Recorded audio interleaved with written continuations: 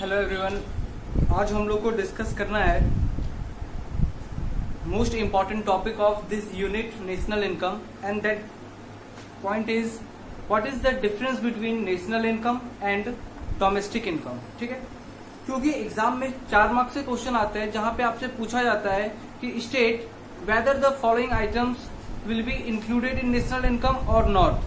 ठीक है, और लिखा होता है स्टेट रीजंस, मतलब कि आपको वहां पे पूछा जाता है कि बताइए ये आइटम्स जो नीचे दिए हुए हैं क्या ये चीजें नेशनल इनकम में इंक्लूड होंगे या नहीं होंगे। ठीक है, और साथ में उसका रीजन लिखना होता है। तो नेशनल इनकम में इंक्लूड होगा या नहीं होगा वो बताने से पहले आपको मालूम होना चाहिए कि नेशनल इनकम होता क्या है और ये कैसे अलग होता है डोमेस्टिक इनकम के कॉन्टेक्स्ट में।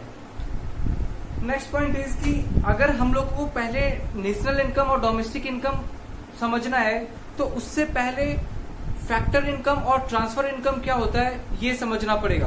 तो सबसे पहले हम लोग देखते हैं कि what is transfer income and what is factor income.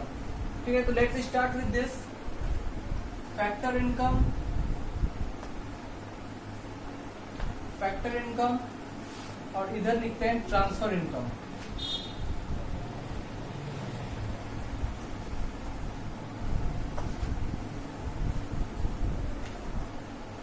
आप लोग टॉपिक लिखिएगा difference between factor income and transfer income.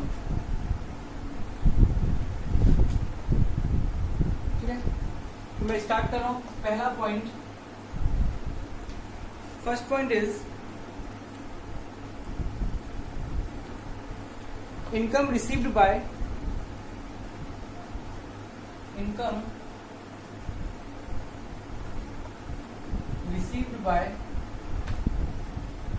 factors of production, income received by factors of production for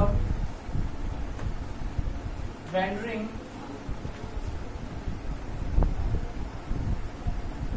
productive services. ये फैक्टर इनकम है। Transfer income में लिखिएगा income received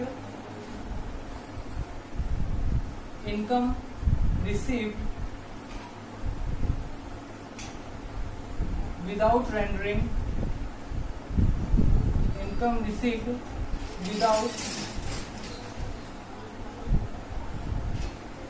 without rendering any productive service, without rendering any productive service। ठीक है, तो क्या मतलब है इसका, क्योंकि यही सबसे मेन पॉइंट है जो डिफरेंशिएट करता है फैक्टर इनकम को ट्रांसफर इनकम से। सो द पॉइंट इज कि income received by factors of production for rendering productive service. मान के चलो आप कोई प्रोडक्टिव सर्विस प्रोवाइड कर रहे हो। आप एक एग्जांपल के तौर पे आप कहीं पे काम कर रहे हो एज ए एम्प्लॉय और आपको सैलरी मिल रहा है, तो ये क्या है? दैट मीन्स कि यहाँ पे आप क्या कर रहे हो कि आप लेबर प्रोवाइड कर रहे हो। लेबर जो एक फैक्टर ऑफ प्रोडक्शन है। आप अगर किसी ऑफिस में काम कर रहे हो तो आपने लेबर प्रोवाइड किया है जो एक फैक्टर्स ऑफ प्रोडक्शन है और उसके बदले आपको वहां से सैलरी मिल रहा है। अगर आप किसी फैक्ट्री में काम कर रहे हो एज अ वर्कर तो आपने लेबर प्रोवाइड किया है और आपको वेजेस मिल रहा है। अगर आपने लैंड प्रोवाइड किया है तो उसके बदले आपको रेंट मिल रहा है। अगर आपने किसी को पैसा दिया है लोन पे या फिर एज अ कैपिटल तो आपको इंटरेस्ट मिल रहा है। तो देखो ये जो भी इनकम आपको आ रहा है as a rent, interest, salary, wages, ये सब क्या है? ये सब कहलाता है फैक्टर इनकम। क्यों? क्योंकि देखो यहाँ पे दो तरफा पेमेंट है। पेमेंट दो तरफा कहने का मतलब है कि यहाँ पे जो पेमेंट आपको मिल रहा है, यहाँ पे जो इनकम आपको मिल रहा है वो मिल रहा है आपके लेबर के बदले, या फिर आपने उस इंसान के लिए कोई काम किया है और उस काम के बदले आपको पेमेंट मिल रहा है। देखिए यहाँ पे जो भी इनकम रिसीव हो रहा है वो कोई प्रोडक्टिव सर्विस देने के कारण से पैसा रिसीव हो रहा है, इनकम रिसीव हो रहा है। ये जो इनकम है ना, ये फोकट का पेमेंट नहीं है, ये फ्री का इनकम रिसीव नहीं हो रहा है। आपने कोई काम किया है दूसरे के लिए और इसलिए दूसरा आदमी आपको इनकम दे रहा है, आपको पेमेंट कर रहा है, तो this is called factor income. आप फैक्टर इनकम को सिंपली इस तरीके से समझ सकते हैं कि अगर आपने किसी के लिए कोई काम किया है, कोई प्रोडक्टिव सर्विस प्रोवाइड किया है और उसके बदले आपको पेमेंट मिल रहा है, आपको इनकम मिल रहा है, तो that is called factor income. ठीक है। ट्रांसफर इनकम में क्या है? Income received without rendering any productive service. Rendering का मतलब होता है किसी को कोई सर्विस देना, प्रोवाइड करना। ठीक है, प्रोवाइड करना। तो अगर आपको कोई इनकम मिल रहा है विदाउट प्रोवाइडिंग एनी सर्विसेज, आप कोई प्रोडक्टिव सर्विस प्रोवाइड नहीं कर रहे हो लेकिन फिर भी आपको कोई इनकम दे रहा है, ऐसा हो सकता है क्या? बिल्कुल हो सकता है। एग्जाम्पल के तौर पे अगर देखा जाए तो घर पे आपको पेरेंट्स पॉकेट मनी पे कर रहे हैं। क्यों पॉकेट मनी पे कर रहे हैं? आपको इनकम आ रहा है ना, आपके पास पैसा आ रहा है ना। ये जो पॉकेट मनी आ रहा है आपके पास, ये किसके लिए आ रहा है? मतलब आपने कोई प्रोडक्टिव सर्विस दिया है क्या? जिसने आपको पेमेंट किया है उसको आपने कोई प्रोडक्टिव सर्विस दिया है क्या? कोई प्रोडक्टिव सर्विस नहीं दिया है, फिर भी आपको पॉकेट मनी मिल रहा है। This is transfer income. और एक एग्जांपल से देखते हैं। हमारे देश में गवर्नमेंट ओल्ड एज, जो बूढ़े लोग हैं उनको पेंशन देती है, फ्री का है। अभी ऐसा नहीं है कि कोई रिक्वायरमेंट नहीं है। अगर आपका बहुत बूढ़े हो चुके हो आप, ठीक है, तो आपका मेंटेनेंस के लिए आपको कुछ पैसे दिए जाते हैं एज अ पेंशन गवर्नमेंट की तरफ से। इसको ओल्ड एज पेंशन कहते हैं। गवर्नमेंट की तरफ से आपको मिल जाता है महीने महीने। तो जो भी लोगों को यहाँ पे ओल्ड एज पेंशन मिल रहा है, ये किस लिए मिल रहा है? क्या उन बूढ़े लोगों ने कोई प्रोडक्टिव सर्विस प्रोवाइड किया है गवर्नमेंट को? चलो और एक एग्जांपल लेते हैं।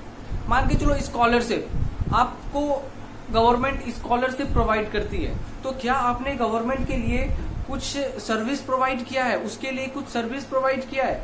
कुछ नहीं किया है आपने। उसको क्या फायदा हो रहा है? उसको कोई फायदा नहीं हो रहा है, लेकिन वो आपको स्कॉलरशिप दे रहा है। ये भी ट्रांसफर इनकम है। और एक एग्जांपल से देखते हैं।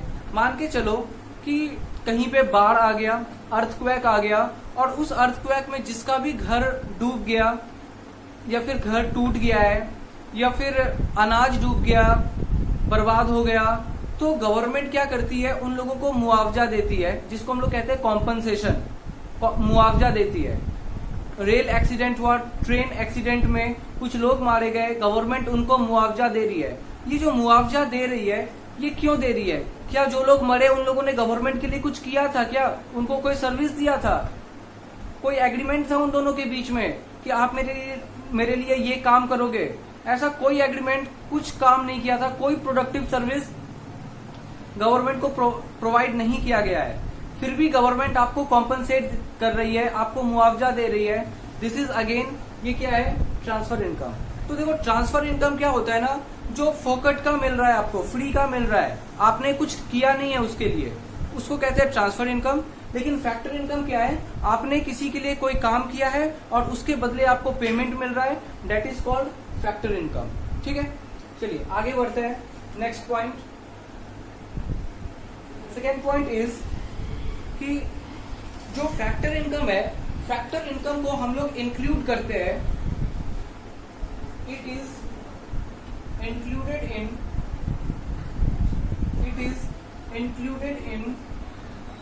National income. It is included in national income. हम लोग इसको नेशनल इनकम में इंक्लूड करते हैं क्योंकि यहाँ पे जो भी पेमेंट रिसीव हो रहा है, जो भी इनकम हो रहा है ना, वो इनकम कोई प्रोडक्टिव सर्विस के कारण से आपने कुछ एडिशन किया है और उसके बदले आपको इनकम रिसीव हो रहा है, तो this is the part of our national income. लेकिन यहाँ पे तो कोई प्रोडक्टिव सर्विस है ही नहीं, आपको फ्री का किसी ने पेमेंट दिया है, आपका फ्री में फोकट में आपको इनकम मिल रहा है, तो दिस इज ट्रांसफर इनकम और इसको हम लोग नेशनल इनकम में इंक्लूड नहीं करते हैं। It is not included in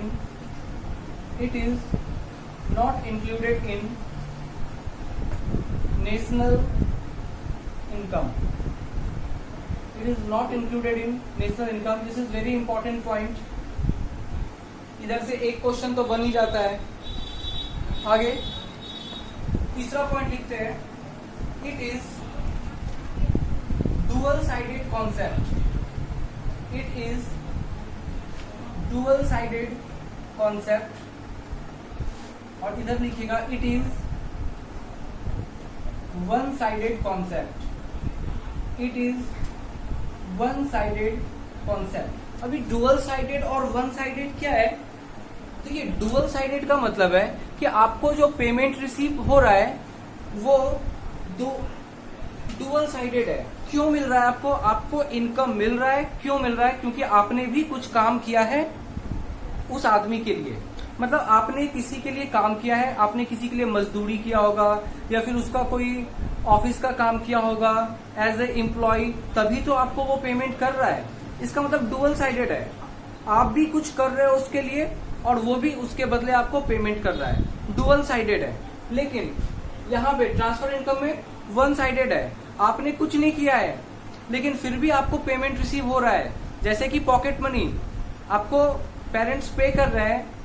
क्यों? आपने कुछ नहीं किया है लेकिन फिर भी मिल रहा है।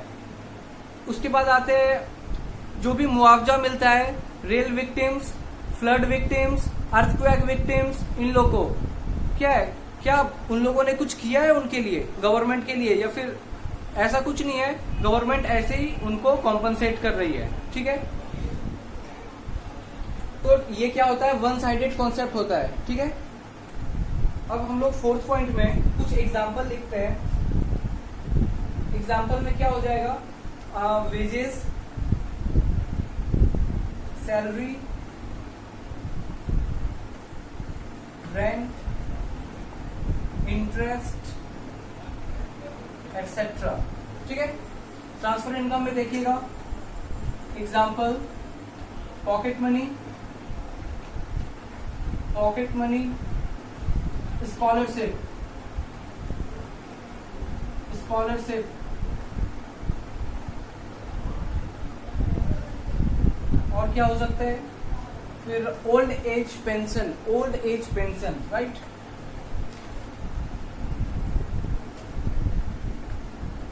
Old age pension. अच्छा, मैं आपको याद होगा कि पहले के टाइम पे ना जो एम्प्लॉयज रिटायर होते थे उनको भी पेंशन मिलता था। ध्यान दीजिएगा, पहले कुछ जैसे यहाँ पे ओल्ड एज पेंशन है, तो ओल्ड एज पेंशन किसको मिलता है? जो लोग बूढ़े हो गए हैं, जिनके पास अब सोर्स ऑफ इनकम नहीं है, उनको पेंशन देता है। कौन देता है? गवर्नमेंट देता है, फ्री ऑफ कॉस्ट, सबको मिलता है। तो ये क्या है? ट्रांसफर इनकम है, वन साइडेड पेमेंट है ना। इन लोगों ने कुछ नहीं किया है उनके लिए, फिर भी उनको पैसा मिल रहा है। तो ये क्या है? Transfer income. अब मैं आपका ध्यान ले जाना चाहता हूं, एक होता है कि रिटायरमेंट पेंशन। ठीक है, रिटायरमेंट पेंशन। अभी समझिएगा बात को कि ये जो रिटायरमेंट पेंशन है ना, ये रिटायरमेंट पेंशन उनको मिलता है जो लोग अपने एम्प्लॉयर के लिए काम कर रहे थे। ठीक है, मान के चलिए कि कोई आर्मी में है, ठीक है, और आर्मी में काम कर रहा है, 20 साल 25 साल से वो काम कर रहा था, उसका रिटायरमेंट हुआ और उसके बाद उसको हर महीने पेंशन मिलता है। तो यहाँ पे जो पेंशन मिलता है ना, रिटायरमेंट के बाद जो पेंशन मिलता है कुछ कुछ जॉब्स में, ये पेंशन ट्रांसफर इनकम का पार्ट नहीं है। वो इसलिए क्योंकि यहाँ पे जो पेंशन मिल रहा है ना, वो इसलिए मिल रहा है क्योंकि आपने एम्प्लॉयर के लिए 20 साल 25 साल काम किया है। ये एम्प्लॉयर हर किसी को नहीं देता है, जिसका जिसका रिटायरमेंट हुआ हर किसी को नहीं दे रहा है। ये सिर्फ उसी को दे रहा है जो उस एम्प्लॉयर के लिए काम कर रहा था, राइट। 20 साल 25 साल काम किया है और अब उसका रिटायरमेंट हो गया है, तो अब क्या बोला जा रहा है कि ठीक है, अभी भी आपको हम रिटायरमेंट पेंशन देंगे। तो देखो यहाँ पे रिटायरमेंट पेंशन को हम लोग नहीं बोल सकते कि ये ट्रांसफर इनकम है, क्योंकि रिटायरमेंट पेंशन उसको मिलता है जो काम कर रहा था अपने एम्प्लॉयर के लिए, एज ए एम्प्लॉय काम कर रहा था पहले, ठीक है। और ओल्ड एज पेंशन में क्या होता है कि ऐसा कोई सर्विस प्रोवाइड नहीं हो रहा था। देखो रिटायरमेंट पेंशन में क्या होता है ना कि आपके सैलरी से हर महीना, जिस टाइम आप काम कर रहे थे उस टाइम आपके सैलरी से हर महीना कुछ पैसा काट लिया जाता था और उसको इन्वेस्ट किया जाता था। तो आपने मान के चलो 20 साल काम किया, तो 20 साल में हर महीने आपके सैलरी से पैसा कट रहा था और उसको अलग हटा के पेंशन स्कीम में रखा जाता है। और जब आप रिटायर करते हो ना, तो उस पेंशन स्कीम में ढेर सारा पैसा जमा हो जाता है और फिर उसी पैसों से आपको रिटायरमेंट के बाद पेमेंट किया जाता है। तो देखो यहाँ पे एक तरीके से दैट मीन्स कि मैं रिटायरमेंट पेंशन की बात कर रहा हूँ, वहां पे आपके सैलरी से जो पैसा काटा हुआ है उसी पैसों को वापस से आपको दिया जाता है रिटायरमेंट के बाद। तो देखो ये जो रिटायरमेंट का पैसा, रिटायरमेंट का पेंशन मिल रहा है, वो आपका प्रोडक्टिव सर्विस के लिए है, जो आपने एक टाइम पे अपने एम्प्लॉयर को दिया था, उसके बदले आपको पेंशन मिल रहा है। ठीक है, तो वो डुअल साइडेड कॉन्सेप्ट है और वो फैक्टर इनकम का पार्ट है। लेकिन ओल्ड एज पेंशन में हर किसी को, जो भी बूढ़े लोग हैं, सबको गवर्नमेंट ओल्ड एज पेंशन दे रही है फ्री ऑफ कॉस्ट। उसने कोई सर्विस प्रोवाइड नहीं किया है। क्लियर है? चलिए ये कॉन्सेप्ट खत्म करते हैं, हम लोग आगे बढ़ते हैं। नेक्स्ट इज हेडिंग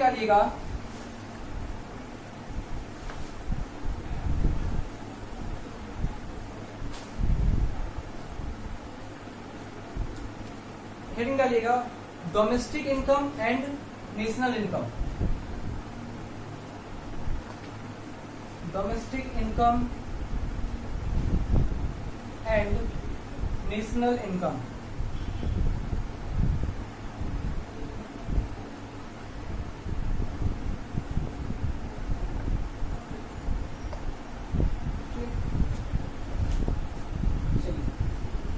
अभी डोमेस्टिक इनकम और नेशनल इनकम के कॉन्सेप्ट को समझने के लिए ना आपको समझना पड़ेगा दो कॉन्सेप्ट। एक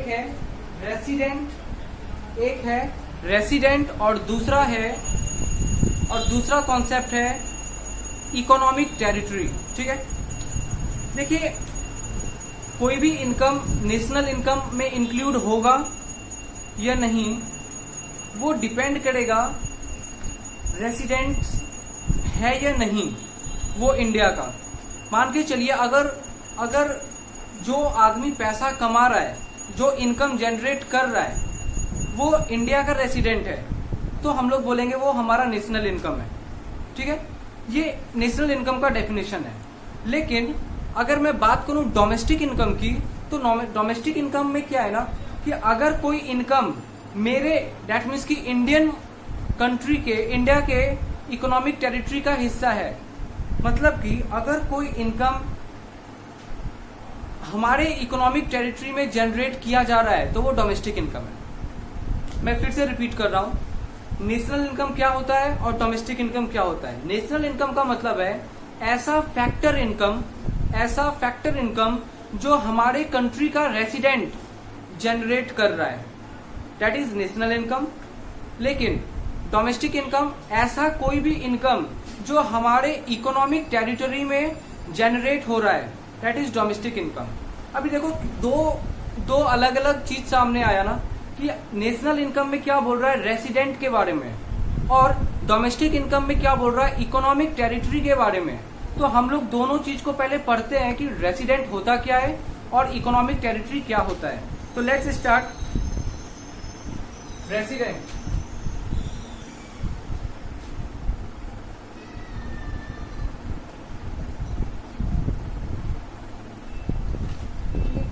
रेसिडेंट में लिखिएगा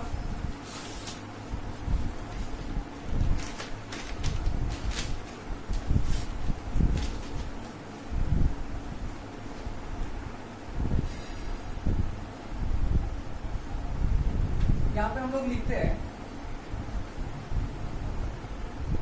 हु इज ए रेसिडेंट। कौन रेसिडेंट है? Who is a resident. ठीक है, तो इसमें दो बातें ध्यान में रखना है हम लोग को। पहला बात कि a person who resides in a country who resides in a country for more than 1 year. A person who resides in a country for more than 1 year and और साथ साथ में person carries out his basic economic activities. A person carries out his basic economic activities in that country.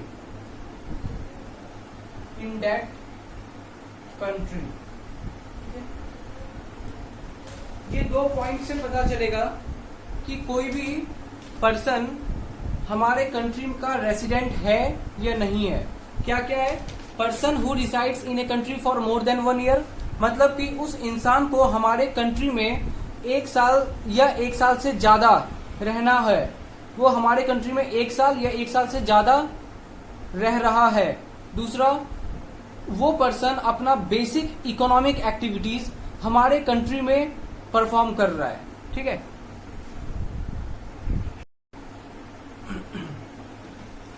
अभी पहला बात जो हम लोग को देखना है वो ये कि यहाँ पे लिखा है पर्सन. ठीक है.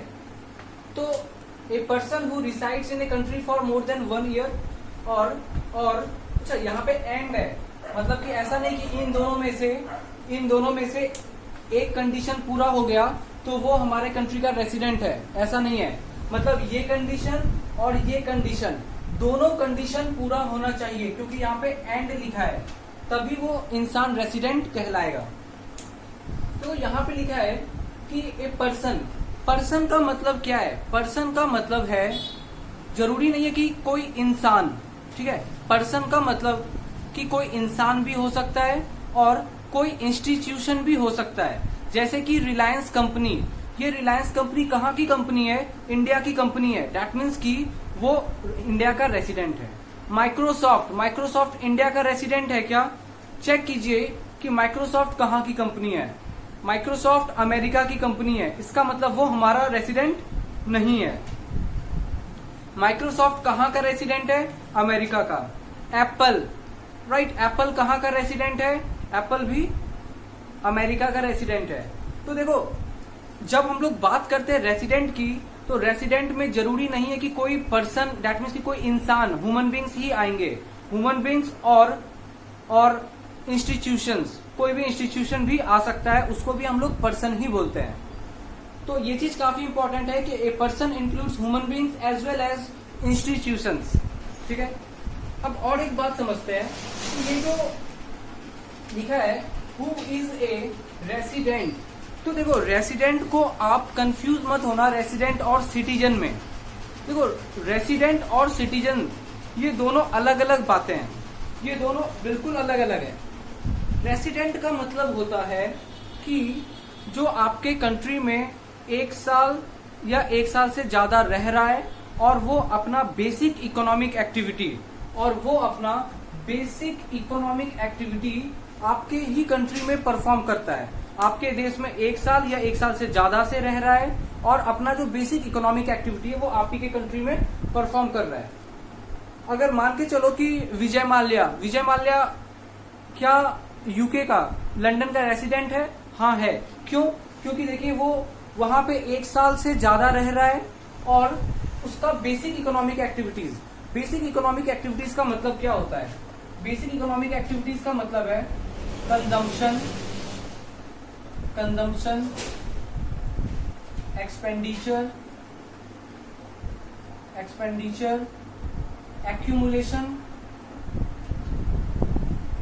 accumulation of wealth etc. मतलब कि पैसा कमाना, पैसा खर्च करना और कंजम्पशन का ये एक्टिविटी, ये सारा कुछ उस कंट्री में करता है. अगर कोई इंसान कमाने का काम, खर्च करने का काम उस कंट्री में कर रहा है जिस कंट्री में वो 1 साल से ज्यादा रह रहा है, तो हम लोग बोलेंगे वो उस कंट्री का रेसिडेंट है. ठीक है. तो बेसिक इकोनॉमिक एक्टिविटीज का मतलब समझ में आ रहा है, आपको पर्सन का मतलब समझ में आ रहा है, और आपको ये भी समझ आ रहा है कि एंड होना चाहिए, दैट मीन्स कि दोनों रिक्वायरमेंट पूरा होना चाहिए। अच्छा, हम लोग बात कर रहे थे सिटीजन की। देखो सिटीजन में क्या होता है ना, कोई भी कंट्री का अगर सिटीजन की बात करें तो सिटीजन सिर्फ इंसान हो सकते हैं, इंस्टीट्यूशन कभी भी सिटीजन नहीं हो सकता है। रेसिडेंट कौन हो सकता है, ह्यूमन बींग्स भी हो सकते हैं, इंस्टीट्यूशन भी हो सकता है, कोई कंपनी, वो भी चलेगा। लेकिन अगर मैं बात करूं सिटीजन की, तो सिटीजन सिर्फ इंसान हो सकते हैं, ये पहला बात। दूसरा बात, कोई भी पर्सन सिटी रेसिडेंट है या नहीं, वो डिपेंड करता है इन दो बात पे कि उस कंट्री में वो 1 साल से ज्यादा रह रहा है और अपना जो बेसिक इकोनॉमिक एक्टिविटी है वो उस कंट्री में परफॉर्म कर रहा है। लेकिन सिटीजन है कि नहीं किसी कंट्री का, वो पता करने का एक अलग से हर देश का अपना अलग से कानून है, जिसको हम लोग सिटीजनशिप एक्ट बोलते हैं। सिटीजनशिप एक्ट से पता चलता है कि कोई भी कंट्री अपने देश के सिटीजन को किस बेसिस पे डिटरमाइन करेगा कि कौन उसका सिटीजन है और कौन उसका सिटीजन नहीं है। उसके लिए हर देश में सिटीजनशिप एक्ट का कानून होता है। ठीक है, तो अब आपको समझ में आ गया होगा कि रेसिडेंट अलग चीज है और सिटीजन अलग चीज है। बेसिक इकोनॉमिक एक्टिविटी का मतलब होता है कंजम्पशन, एक्सपेंडिचर, ये जो एक्टिविटीज है उसको हम लोग इकोनॉमिक एक्टिविटीज कहते हैं। चलिए, तो कुछ बातें, कुछ एक्सेप्शंस है, हम लोग वो भी डिस्कस कर लेते हैं। ठीक है, तो पहले तो आपको ये समझ में आ गया है कि रेसिडेंट कौन है। तो a person who resides in a country for more than 1 year, 1 साल या 1 साल से ज्यादा जो किसी कंट्री में रह रहा है और वो उस कंट्री में अपना बेसिक इकोनॉमिक एक्टिविटी भी परफॉर्म कर रहा है, तो हम लोग बोलेंगे कि वो रेसिडेंट है।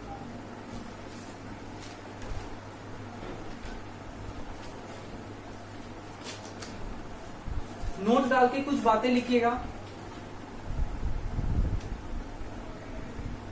नोट डाल के कुछ बातें लिखते हैं। पहला,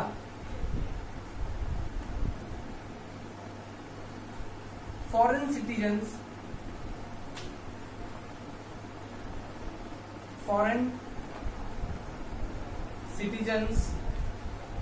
living in India, foreign citizens living in India for more than 1 year, for more than 1 year,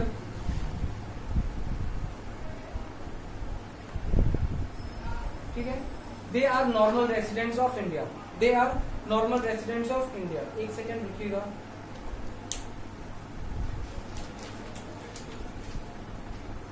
heading डालिएगा, normal residents of India, normal residents of India. ठीक है, मतलब कि कौन लोगों को हम लोग बोलेंगे कि वो नॉर्मल रेसिडेंट्स है इंडिया के। तो पहला पॉइंट है कि foreign citizens living in India for more than 1 year.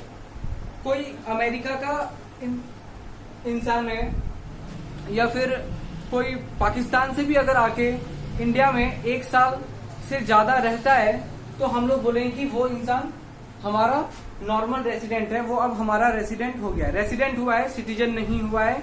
Citizen के लिए हमारे कंट्री के अपने कानून है जो कहते हैं कि आई थिंक बहुत ज्यादा है, 14 साल ये ऐसा है कि हमारे कंट्री में रहना पड़ेगा। तो ध्यान रहे कि वो रेसिडेंट कहलाएगा अगर कोई हमारे देश में आके 1 साल या 1 साल से ज्यादा रहता है तो।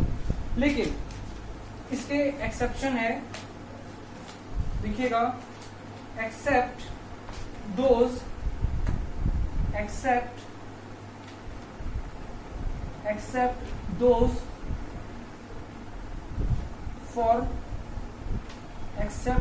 फॉर स्टडीज और मेडिकल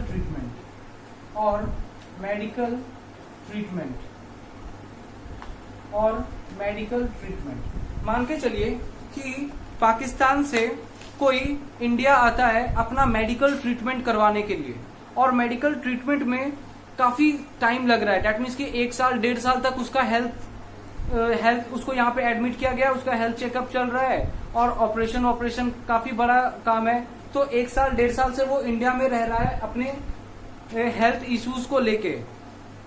उसका वीजा किस बेसिस पे बना है? मेडिकल ट्रीटमेंट के लिए वो इंडिया आया है। तो हम लोग, अगर वो 1 साल से ज्यादा भी इंडिया में रह रहा है ना, तो हम लोग उसको अपना नॉर्मल रेसिडेंट नहीं बताएंगे, वो हमारा नॉर्मल रेसिडेंट नहीं है। क्यों? क्योंकि वो इंडिया में 1 साल से ज्यादा है। क्यों 1 साल से ज्यादा है? क्योंकि वो मेडिकल ट्रीटमेंट करवा रहा है। दूसरा, अगर वो इंडिया में 1 साल से ज्यादा है, क्यों? क्योंकि वो इंडिया में पढ़ने आया है। मान के चलो नेबरिंग कंट्री से कोई इंडिया आता है एमबीए करने के लिए, तो एमबीए में 2 साल लगेंगे, तो वो 2 साल से इंडिया में है। दैट मीन्स कि 1 साल से ज्यादा टाइम से वो इंडिया में रह रहा है, लेकिन हम लोग उसको नॉर्मल रेसिडेंट नहीं बोलेंगे, क्योंकि वो यहाँ पे पढ़ाई करने के लिए आया है। ठीक है, तो स्टडीज और मेडिकल ट्रीटमेंट के लिए अगर कोई इंडिया में 1 साल से ज्यादा रहता है, तो हम लोग उसको नॉर्मल रेसिडेंट नहीं बोलेंगे। ठीक है, दूसरा point, ambassador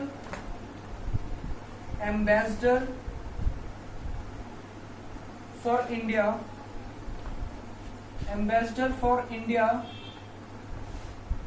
in other countries. Ambassador for India in other countries. अच्छा, आपको पता है एम्बेसडर क्या होता है? एम्बेसडर क्या होता है? देखिए, इंडिया में क्या होता है, या फिर पूरे वर्ल्ड में ऐसा ही होता है कि हमारा एम्बेसी हर कंट्री में होता है। इसको आप लोगों ने सुना होगा, दूतावास। ठीक है, दूतावास ये होता क्या है? मान के चलो कि आप पाकिस्तान गए, ठीक है, पाकिस्तान में आपका वीजा खो गया, आपके साथ कुछ गलत हो रहा है, तो आप पाकिस्तान में किसके पास जाओगे? फॉर एग्जाम्पल कि इंडिया में आपके साथ कुछ गलत होता है, तो आप किसके पास जाओगे? यहाँ के गवर्नमेंट है, यहाँ पे सुप्रीम कोर्ट है, हाई कोर्ट है, यहाँ पे पुलिस स्टेशन है, आप उनको जाके अपना प्रॉब्लम बताओगे। क्योंकि आप हमारे देश के हो, हमारे देश में कोई भी प्रॉब्लम होगा तो आप उनके पास जाओगे। लेकिन अगर पाकिस्तान में हो आप, और आपके साथ कुछ गलत होता है, और कोई भी आप कहीं पे जा रहे हो, कोई आपकी बात नहीं सुन रहा है, तो आपको क्या करना होता है कि हर कंट्री में इंडियन गवर्नमेंट ने हर कंट्री में अपना एक एम्बेसी बना के रखा है। हर कंट्री में अपना एक एम्बेसी बना के रखा है। आपको एम्बेसी में जाना है, वहां पे इंडिया के लोग बैठे होते हैं, ताकि वो हमारे जैसे, डेट मीन्स कि हम इंडियंस लोग अगर कहीं भी जाते हैं दूसरे कंट्री में, तो पढ़ाई के लिए जाते हैं, मेडिकल ट्रीटमेंट के लिए जाते हैं, घूमने जाते हैं, तो बहुत लोग हैं जो इंडिया के हैं और दूसरे कंट्री में जाते रहते हैं। तो उन कंट्रीज में हमारे इंडियन सिटीजन्स को कोई दिक्कत ना हो, उसके लिए हमारा गवर्नमेंट उस कंट्री में अपना एक एम्बेसी बना के रखता है, ताकि इंडियंस को अगर कोई भी प्रॉब्लम हो तो वो सीधा इंडियन एम्बेसी में जाके अपना कंप्लेन बता सकता है, और इंडियन एम्बेसी हेल्प करेगा उस इंसान को। ठीक है, तो ये हमारे कंफर्ट, हमारे कन्वीनियंस के लिए होता है। और ऐसा नहीं है कि सिर्फ इंडियन गवर्नमेंट अपना एम्बेसी हर कंट्री में रखता है।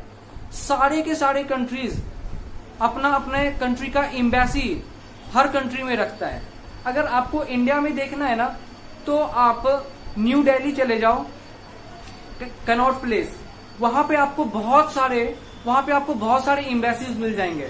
American embassy, Pakistan embassy, Singapore embassy, Hong Kong embassy, China embassy, हर कंट्री का एम्बेसी आपको कनॉट प्लेस में, न्यू दिल्ली के पास, वहां पे मिल जाएगा। ठीक है, तो उस एम्बेसी में मान के चलो इंडिया का एम्बेसी पाकिस्तान में है। आप लोगों ने एम्बेसी का कॉन्सेप्ट कुछ मूवीज में भी देखा होगा, जैसे कि बजरंगी भाईजान में आपने देखा होगा कि वहां पे सलमान खान एम्बेसी में जाता है बात करने के लिए। पता नहीं आपको याद है भी या नहीं। मैं बात कर रहा था एम्बेसडर की। तो एम्बेसडर कौन होते हैं? देखो, हर एम्बेसी में जो इंडियन ऑफिशियल को भेजा जाता है, इंडियन ऑफिसर जो भेजा जाता है उस कंट्री के एम्बेसी में, उसको एम्बेसडर कहते हैं। मान के चलो कि इंडिया का एम्बेसी पाकिस्तान में है, तो इंडिया से एक ऑफिसर को पाकिस्तान भेजा जाता है इंडियन एम्बेसी में रहने के लिए, ताकि अगर कोई भी इंडियन को पाकिस्तान में कोई प्रॉब्लम ना हो, ठीक है, तो उस इंसान को एम्बेसडर बोलते हैं। अच्छा, मान के चलो पाकिस्तान में जो एम्बेसडर है, इंडिया का एम्बेसडर है, तो वो कहाँ का रेसिडेंट कहलाएगा? क्योंकि जो भी ऑफिशियल को यहां से भेजा जाता है, जो भी ऑफिसर्स को यहां से पाकिस्तान भेजा जाता है एज ए एम्बेसडर, उसको वहीं पे रहना होता है, वो वहीं रहता है 1 साल से ज्यादा, खाना पीना कमाना सब कुछ उसका वहीं पे हो रहा है, तो क्या वो उस कंट्री का रेसिडेंट बन गया? बिल्कुल नहीं, एक्सेप्शन है ये। Ambassadors for India in other countries are normal resident of India, वो हमारे कंट्री के नॉर्मल रेसिडेंट्स कहलाएंगे। चाहे वो अमेरिका में इंडियन एम्बेसी में अगर कोई एम्बेसडर है, सिंगापुर के इंडियन एम्बेसी में कोई एम्बेसडर है, तो यहाँ का इंडिया का जो भी एम्बेसडर डिफरेंट कंट्रीज में है, वो हमारे कंट्री का ही नॉर्मल रेसिडेंट कहलाएगा। चाहे वो उस कंट्री में 1 साल 2 साल 5 साल रहे, चाहे वो अपना इकोनॉमिक एक्टिविटी उस कंट्री में परफॉर्म कर रहा हो, लेकिन फिर भी वो हमारे कंट्री का नॉर्मल रेसिडेंट कहलाएगा। आगे बढ़ते हैं। फिर लिखा है Indians working in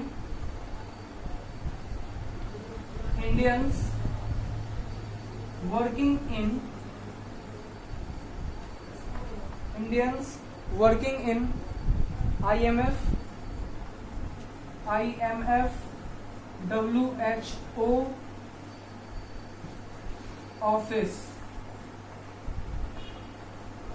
office located in India।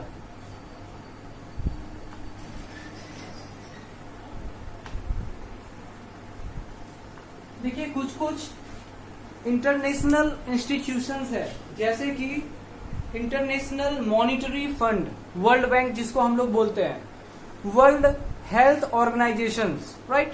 तो ये जो इंटरनेशनल ऑर्गेनाइजेशंस है, इनके ब्रांच हर कंट्री में होते हैं, और इंडिया में भी WHO का ऑफिस है, इंटरनेशनल मॉनिटरी फंड का ऑफिस इंडिया में भी है। तो इस इंटरनेशनल ऑर्गेनाइजेशन में जिसका ऑफिस इंडिया में भी लोकेटेड है, जिसका ब्रांच इंडिया में भी है, वहां पे जो भी इंडियन लोग काम कर रहे हैं, वो हमारे नॉर्मल रेसिडेंट है, ठीक है, चाहे वो इंटरनेशनल ऑर्गेनाइजेशन में काम क्यों ना कर रहे हो। दैट मीन्स कि कहने का मतलब ये है कि अगर कोई इंडियन इंटरनेशनल ऑर्गेनाइजेशन में काम कर रहा है, तो वो ऐसा नहीं है कि वो फॉरेन कहलाएगा, वो हमारा नॉन रेसिडेंट हो जाएगा, ठीक है। वो इंटरनेशनल ऑर्गेनाइजेशन में काम कर रहा है जो कि इंडिया में ही लोकेटेड है, तो वो हमारे कंट्री का ही नॉर्मल रेसिडेंट कहलाएगा फिर भी, ठीक है। Point D, Indian working in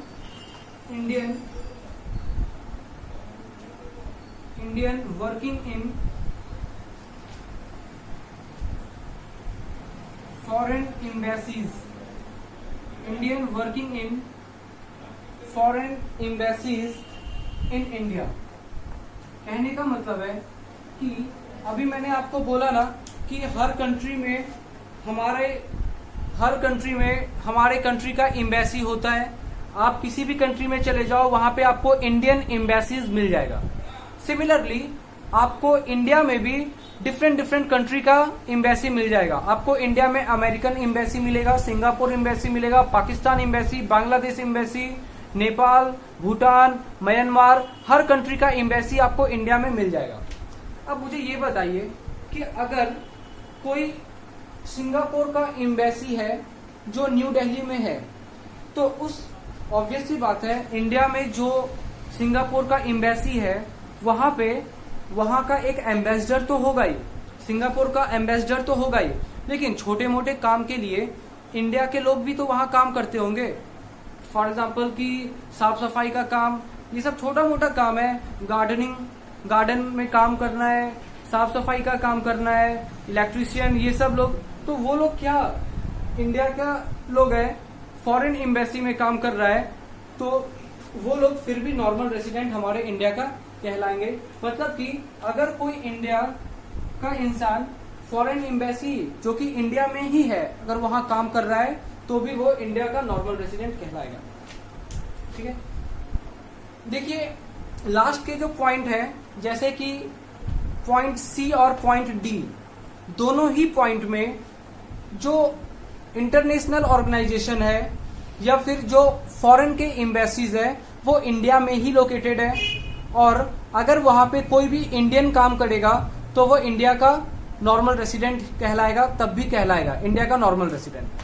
ये उतना समझने का नहीं था, यहाँ तो फिर भी समझ में आ रहा है, लेकिन आपको पॉइंट ए और बी में काफी कंसर्न रहना है, काफी ध्यान देना है, क्योंकि यहाँ पे पॉइंट ए में फॉरेन सिटीजन्स इंडिया में रह रहे हैं, दूसरे कंट्री का कोई सिटीजन है वो इंडिया में रह रहा है और 1 साल से ज्यादा रह रहा है, और वो यहाँ पे पढ़ने के लिए या मेडिकल ट्रीटमेंट के लिए नहीं आया है, तो वो हमारे कंट्री का रेसिडेंट कहलाएगा।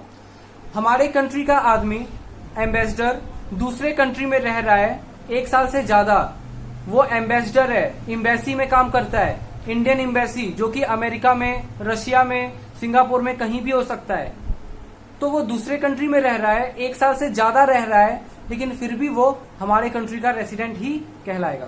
So point A and point B is very important. ठीक है, चलिए होपफुली आपको रेसिडेंट का कॉन्सेप्ट क्लियर होगा। आगे बढ़ते हैं हम लोग।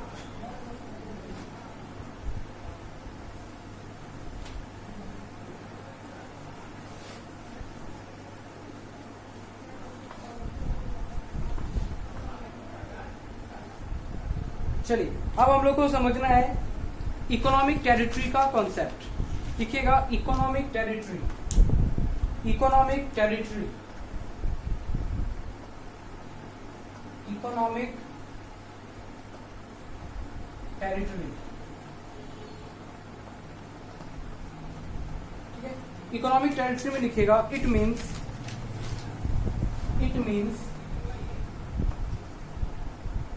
geographical territory, it means geographical territory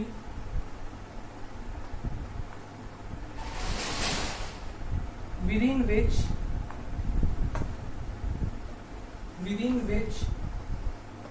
person, goods and capital circulates freely। ठीक है, आगे लिखिएगा economic territory of India, economic territory of India includes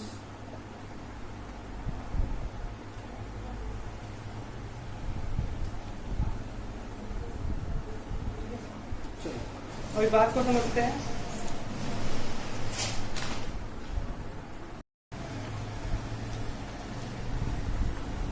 तो इकोनॉमिक टेरिटरी क्या है, मान के चलिए 3 चीज का बात कर रहे हैं हम लोग कर रहे हैं पर्सन, गुड्स और कैपिटल। अगर ये 3 चीजें किसी भी ज्योग्राफिकल एरिया में फ्रीली सर्कुलेट कर सक रहा है तो हम लोग बोलेंगे कि वो हमारा इकोनॉमिक टेरिटरी है। मान के चलिए मुझे बिहार से कोई सामान कोलकाता भिजवाना है, तो क्या ये हम लोग फ्रीली कर सकते हैं?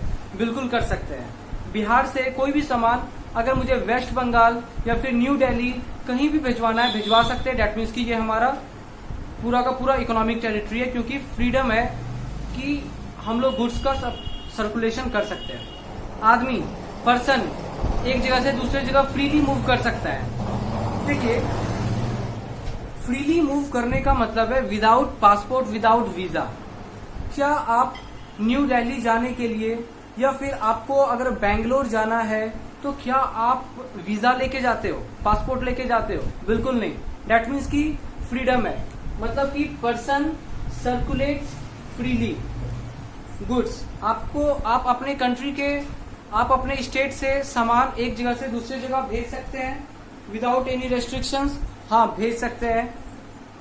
दैट मीन्स कि उस पर कस्टम ड्यूटी नहीं लग रहा है, होता है ना इम्पोर्ट एक्सपोर्ट के लिए, ऐसा नहीं लग रहा है, तो गुड्स भी फ्रीली सर्कुलेट कर सक रहा है।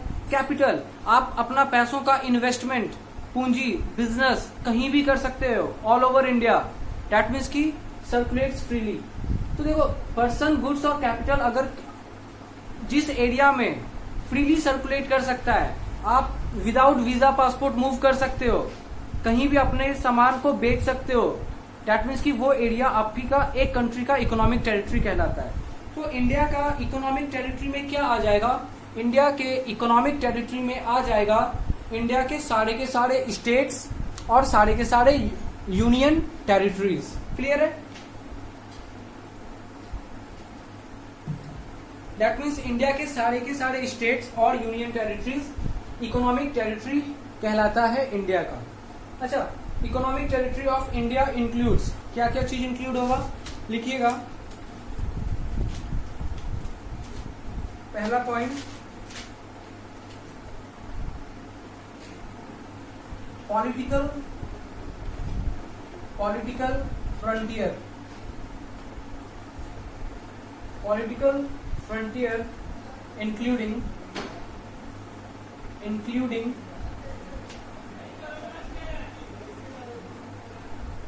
टेरिटोरियल वाटर्स,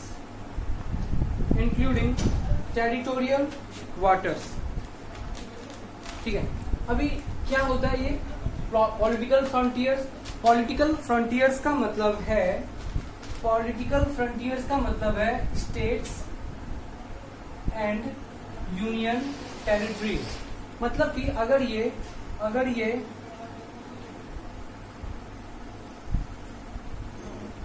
फॉर एग्जाम्पल ये इंडिया है, अगर ये इंडिया है तो ये जो भी बाउंड्री लाइंस है ना, ये जो भी बाउंड्री लाइंस है, दिस इज पॉलिटिकल फ्रंटियर्स। ये बाउंड्रीज को, कि ये पूरा का पूरा पार्ट, इस बाउंड्री के अंदर जितना भी एरिया है वो हमारा पॉलिटिकल फ्रंटियर है। तो हमारा पॉलिटिकल फ्रंटियर क्या है, हमारा इकोनॉमिक टेरिटरी है। पहला बात तो ये, और दूसरा बात इंक्लूडिंग टेरिटोरियल वाटर्स। अभी आपको पता है टेरिटोरियल वाटर्स क्या होता है, कि मान के चलो कि ये हमारा, आपको पता है ना इधर क्या है, इधर है बे ऑफ बंगाल, और इधर क्या है अरेबियन सी, और नीचे क्या है इंडियन ओशियन। दैट मीन्स कि आपके कंट्री के पॉलिटिकल फ्रंटियर्स जो है, जो मेन लैंड मास है, उसके तीनों साइड क्या है, पानी है। मैं आपको समझा रहा हूं कि टेरिटोरियल वाटर क्या होता है। मान के चलो कि ये आपका इंडिया का लैंड मास है। लैंड मास क्या होता है, मतलब जमीन वाला एरिया है। मान के चलो कि ये कोलकाता का एरिया है जमीन वाला, ठीक है। तो यहां से स्टार्ट हो जाता है बे ऑफ बंगाल, ठीक है। ये लैंड मास है, ये बाउंड्री है, और यहाँ से क्या है, यहाँ से ओशियंस स्टार्ट हो जाते हैं, या फिर बे ऑफ बंगाल स्टार्ट हो जाता है। यहाँ से क्या है, पूरा पानी ही है। अभी आपके यहाँ से लैंड मास से 20 नॉटिकल माइल्स, यहाँ से एक्चुअली आई थिंक ये 12 नॉटिकल माइल्स है। 12 नॉटिकल माइल्स हम लोग कहते हैं कि ये टेरिटोरियल वाटर है।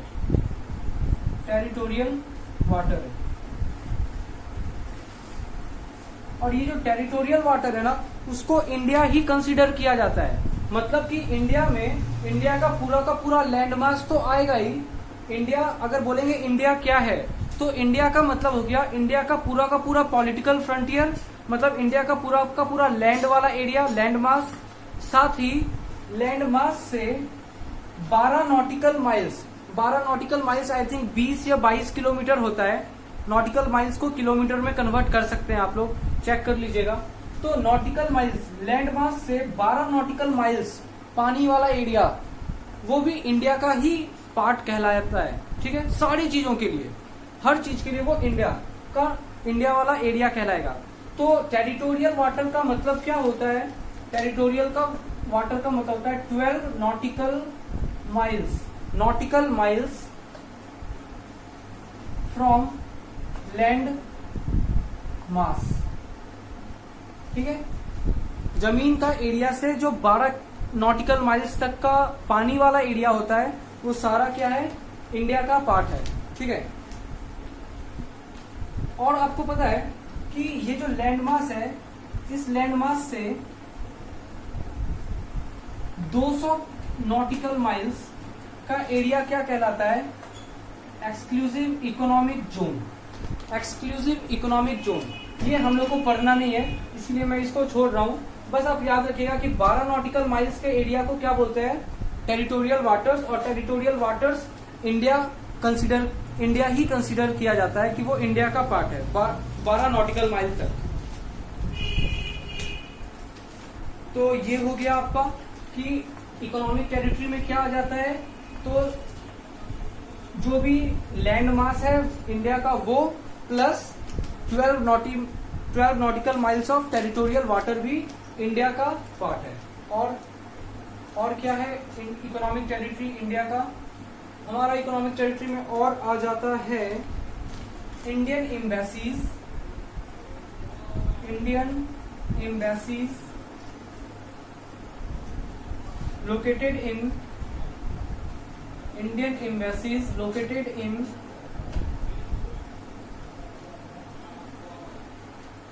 located in other countries।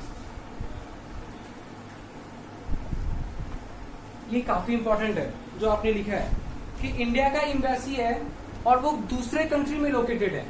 India का एम्बेसी है लेकिन वो दूसरे कंट्री में लोकेटेड होता है, तो that is also the part of Indian economic territory. अभी बात को समझिएगा, मान के चलिए कि इंडिया का एम्बेसी हर कंट्री में है। ठीक है, तो पाकिस्तान में भी होगा। पाकिस्तान में जहां पे इंडिया का एम्बेसी है वो एरिया, जहां पे इंडिया का एम्बेसी है वो एरिया किसका ज्योग्राफिकल एरिया है। अगर बात करें ज्योग्राफिकल एरिया की तो वो है तो पाकिस्तान का एरिया, लेकिन पाकिस्तान में जहां पे इंडियन एम्बेसीज लोकेटेड है, जिस एरिया में इंडियन एम्बेसी लोकेटेड है उस एरिया का वो एरिया इंडिया का इकोनॉमिक टेरिटरी कहलाएगा। वो जो जमीन है जहां पे इंडिया का एम्बेसी वो है पाकिस्तान में, लेकिन वो फिर भी इकोनॉमिक टेरिटरी इंडिया का कहलाएगा। इसका मतलब कि अगर मैं बात करूं अमेरिका में भी इंडियन एम्बेसी है, तो अमेरिका में जहां पे भी इंडियन एम्बेसी है वो जगह जहां पे इंडियन एम्बेसी है वो वाला पार्ट इंडियन इकोनॉमिक टेरिटरी का हिस्सा कहलाएगा। ठीक है, तो मैं एक एग्जांपल यहाँ पे लिख देता हूं ताकि आपको याद रहे। एग्जांपल में लिखिएगा Indian embassy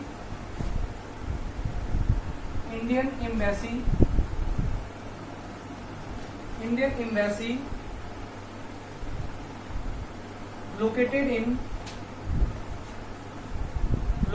in geographical territory of America। मतलब कि अमेरिका के ज्योग्राफिकल टेरिटरी में हमारा एम्बेसी है। जो देश है वो अमेरिका है और अमेरिका देश में हमारा इंडियन एम्बेसी है, is a part of Indian economic territory. और ये वाला कॉन्सेप्ट काफी इंपॉर्टेंट है, क्वेश्चन यहां से भी रहेगा। मतलब कि अमेरिका में जिस जगह पे इंडियन एम्बेसीज लोकेटेड है वो पार्ट जहां इंडियन एम्बेसी है वो ज्योग्राफिकल टेरिटरी तो अमेरिका का ही है, लेकिन इकोनॉमिक टेरिटरी इंडिया का है। तो इंडिया का इकोनॉमिक टेरिटरी क्या क्या है?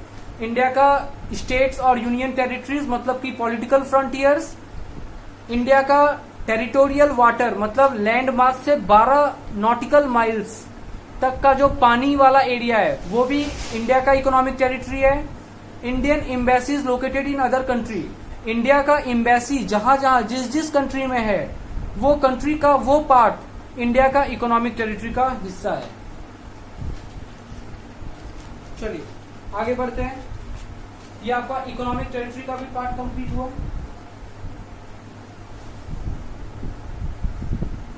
अब हमारे लिए नेशनल इनकम और डोमेस्टिक इनकम को सीखना काफी आसान हो चुका है, क्योंकि जो मेन पार्ट था वो हम लोगों ने कवर कर लिया है। ठीक है, तो स्टार्ट करते हैं अब हम लोग कि नेशनल इनकम क्या होता है। अब स्टार्ट कर रहे हैं नेशनल इनकम क्या होता है। लिखिएगा हेडिंग डाल के नेशनल इनकम।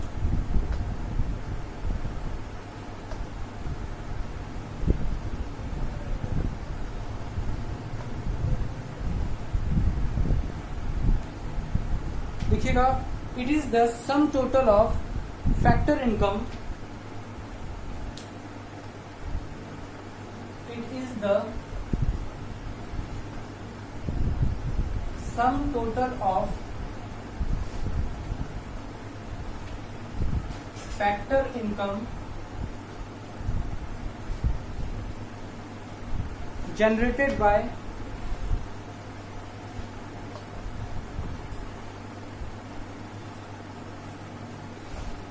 our residents।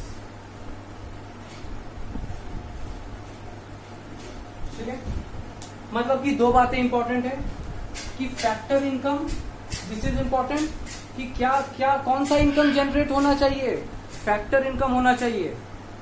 दूसरा, हमारा रेसिडेंट होना चाहिए, जो वो इनकम जनरेट कर रहा है वो कौन होना चाहिए, वो हमारे कंट्री का रेसिडेंट होना चाहिए। अगर हमारे कंट्री का रेसिडेंट जनरेट कर रहा है फैक्टर इनकम, तो डेट मीन्स कि वो हमारा नेशनल इनकम में इंक्लूड किया जाएगा।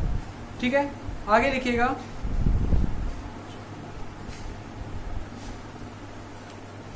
it may be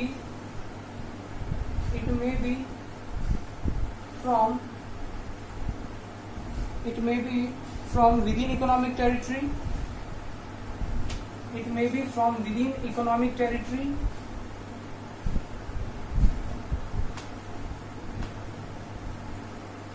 or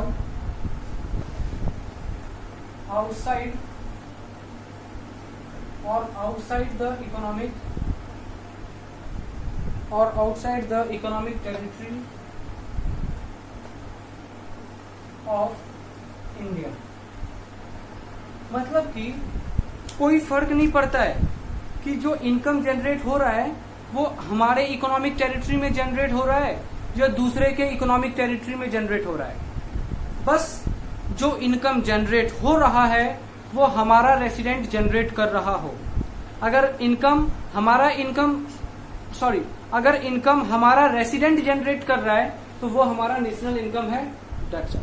ठीक है, कहाँ जनरेट हो रहा है, इंडिया में हो रहा है, पाकिस्तान में हो रहा है, अमेरिका में हो रहा है, रशिया में हो रहा है, कहीं भी हो, जो भी इनकम जनरेट हो रहा है अगर वो हमारा रेसिडेंट कर रहा है दैट मीन्स कि वो इंडिया का नेशनल इनकम है। तो मैं इसको ना थोड़ा सा समझाने के लिए क्या कर रहा हूं, लिखता हूं यहाँ पे national income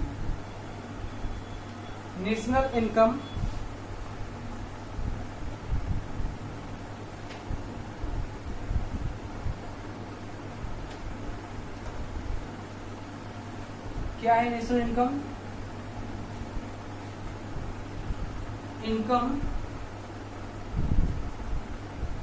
generated by resident, income generated by resident within economic territory, or income generated by resident outside the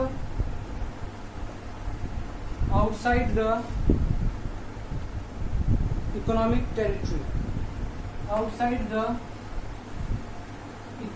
territory,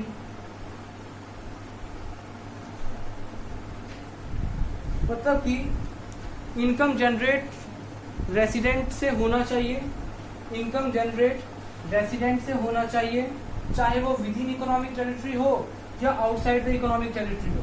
बस इंपॉर्टेंट क्या है, इंपॉर्टेंट है रेसिडेंट, कि वो हमारा रेसिडेंट होना चाहिए। इस बात से कोई फर्क नहीं पड़ता है कि वो विद इन इकोनॉमिक टेरिटरी हो रहा है या आउटसाइड द इकोनॉमिक टेरिटरी हो रहा है। तो इन दोनों को अगर आप प्लस करोगे तो आपको नेशनल इनकम पता चल जाएगा। अब यहाँ पर और एक बात समझते हैं कि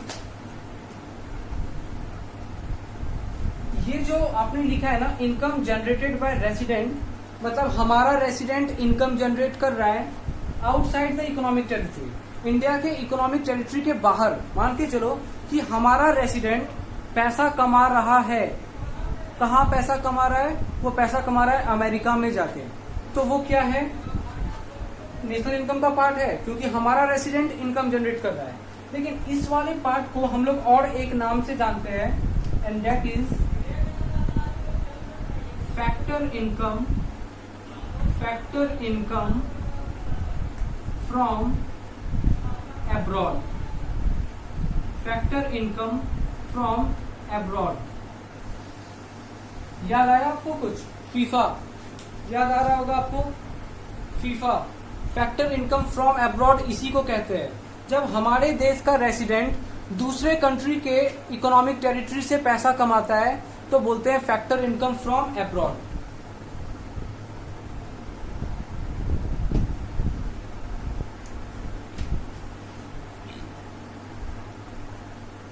ठीक है, चलिए एक नोट डालिएगा, एक नोट डालिएगा।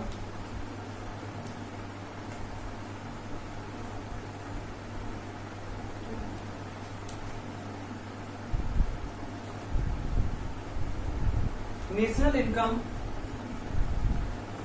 National income depends on income is generated by whom, income is generated by whom, मतलब कि इनकम कौन जनरेट कर रहा है, इससे पता चलता है नेशनल इनकम में है या नहीं है। मान के चलो अगर इनकम जनरेट हो रहा है, इनकम जनरेट कर रहा है कोई नॉन रेसिडेंट, तो क्या वो नेशनल इनकम में आएगा? नहीं आएगा। अगर इनकम जनरेट कर रहा है नॉन रेसिडेंट तो वो नेशनल इनकम में नहीं आएगा। अच्छा, आप ना अभी दो बात ध्यान में रखिएगा कि ये एक फीफा वाला कॉन्सेप्ट जो हमने डिस्कस किया कि नेशनल इनकम में फीफा इंक्लूडेड होता है, और दूसरा कि नेशनल इनकम डिपेंड करता है किस बात पे, कि इनकम कौन जनरेट कर रहा है। रेसिडेंट कर रहा है तो नेशनल इनकम में आएगा, अगर नॉन रेसिडेंट है तो नेशनल इनकम में नहीं आएगा। चलिए, यही है नेशनल इनकम का concept.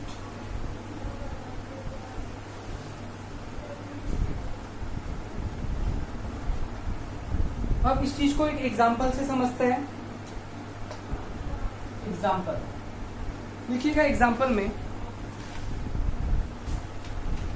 Income of Microsoft, income of Microsoft from his office in India. ठीक है, income of Microsoft from his office in India. ये एग्जाम्पल हर किसी को नोट डाउन करना है अच्छे से।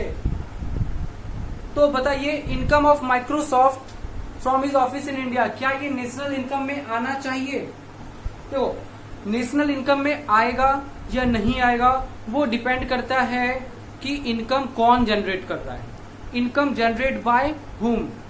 अच्छा, यहाँ पे इनकम कहाँ से जनरेट हो रहा है? माइक्रोसॉफ्ट।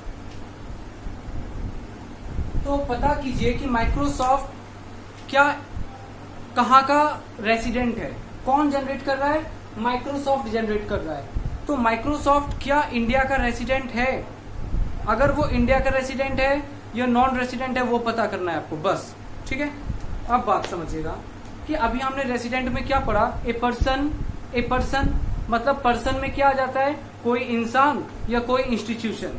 अगर वहां पे मैंने एग्जांपल दिया था माइक्रोसॉफ्ट कहाँ का रेसिडेंट है, माइक्रोसॉफ्ट रेसिडेंट है अमेरिका का।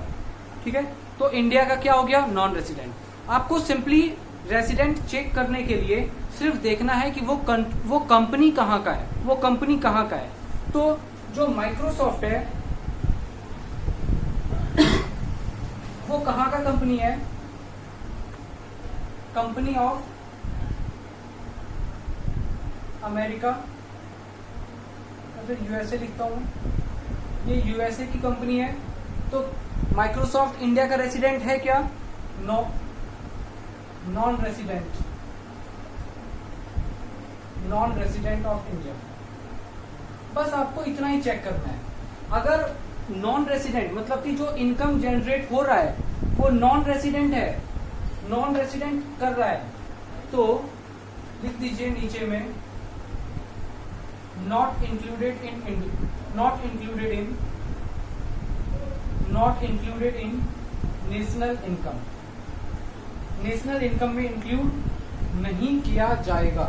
ठीक है, चाहे अब यहाँ पे बात को समझिए, ऑफिस कहाँ पे है उसका, माइक्रोसॉफ्ट का ऑफिस कहाँ पे है, इंडिया में है।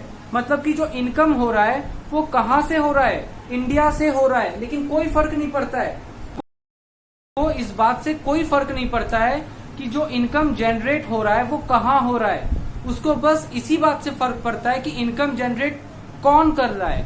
अगर इनकम जनरेट कर रहा है नॉन रेसिडेंट तो वो इंक्लूड नहीं किया जाएगा नेशनल इनकम में। ठीक है, अगर इनकम जनरेट कर रहा होता रेसिडेंट तो वो नेशनल इनकम में आ जाता। और एक एग्जांपल से देखते हैं, पहला एग्जांपल, अब आते हैं दूसरे एग्जांपल पे। Income of SBI, income of SBI from its branch in London. मतलब कि एसबीआई का ब्रांच कहाँ है, एसबीआई का ब्रांच कहाँ पे है, लंदन में है। तो आपको पूछा गया है कि बताओ ये नेशनल इनकम में इंक्लूड होगा या नहीं। जो भी इनकम एसबीआई कमा रहा है उसके लंदन वाले ब्रांच से, तो क्या आपको चेक करना है, कौन कमा रहा है पैसा, एसबीआई कमा रहा है। तो एसबीआई कहाँ की कंपनी है, स्टेट बैंक ऑफ इंडिया कहाँ की कंपनी है, इंडिया की। तो नीचे लिखिए इंडियन कंपनी है, इसका मतलब रेसिडेंट ऑफ इंडिया, इसका मतलब वो इंडिया का रेसिडेंट है। और अगर इंडिया का रेसिडेंट है तो yes it is included in India, it is included in national income, उसको इंक्लूड किया जाएगा नेशनल इनकम के कैलकुलेशन। तो अच्छा यहाँ पे देखिए एसबीआई जो इनकम कमा रहा है वो लंदन में कमा रहा है। एक्चुअली ना हमारे कंट्रीज के जो बैंक है उसके ब्रांचेस सिर्फ इंडिया में नहीं होते हैं, और भी कंट्रीज में होते हैं। अमेरिका में होगा, फिर अमेरिका में है, साथ ही साथ लंदन में है, पाकिस्तान में कुछ बैंक के ब्रांचेस है। तो देखो हमारे बैंक के ब्रांचेस सभी कंट्रीज में है, तो वहां से भी तो पैसा कमाते होंगे वो लोग। तो लंदन में जो ब्रांच है वहां से एसबीआई पैसा कमा रहा है। तो पैसा कहाँ से कमा रहा है, कौन से कंट्री से कमा रहा है, कोई फर्क नहीं पड़ता है। कौन कमा रहा है, generated by whom, resident of India है वो, इंडियन कंपनी है, हाँ है, इंक्लूडेड इन नेशनल इनकम। चलिए ठीक है,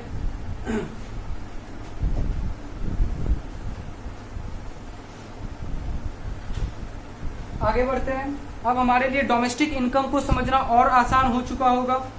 देखते हैं डोमेस्टिक इनकम क्या है।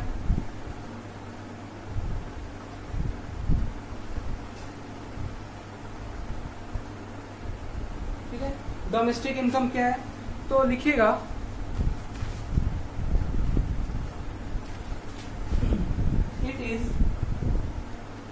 it is the factor income. It is the factor income. It is the factor income generated within economic territory. It is the factor income generated within economic territory. इसका मतलब है ऐसा फैक्टर इनकम जो हमारे economic territory में generate हो रहा है. Economic territory of India. India के इकोनॉमिक टेरिटरी में अगर कोई इनकम जनरेट हो रहा है तो वो इंडिया का डोमेस्टिक इनकम कहलाएगा. इसमें भी और एक पॉइंट है. It may be by resident और नॉन रेसिडेंट. मतलब कि इसको डोमेस्टिक इनकम को रेसिडेंट है नॉन रेसिडेंट है इससे कोई फर्क ही नहीं पड़ रहा है. वो क्या बोल रहा है कि पैसा कहाँ जनरेट हुआ वो देखो, पैसा कौन जनरेट कर रहा है इससे कोई मतलब नहीं है डोमेस्टिक इनकम को. डोमेस्टिक इनकम को बस इस बात से मतलब है कि पैसा कहाँ जनरेट हो रहा है. क्या पैसा मेरे इकोनॉमिक टेरिटरी में जनरेट हो रहा है? अगर हो रहा है तो वो मेरा डोमेस्टिक इनकम है. अब ये पैसा कौन जनरेट कर रहा है? इंडिया का रेसिडेंट कर रहा है या दूसरे देश से कोई इंसान आके इंडिया में जनरेट कर रहा है, कोई फर्क नहीं पड़ता. अगर इंडिया में जनरेट हो रहा है हमारा इकोनॉमिक टेरिटरी में तो वो डोमेस्टिक इनकम का पार्ट है. ठीक है, तो मैं यहाँ पे इसको भी दो पार्ट में डिवाइड करता हूँ. डोमेस्टिक इनकम को domestic income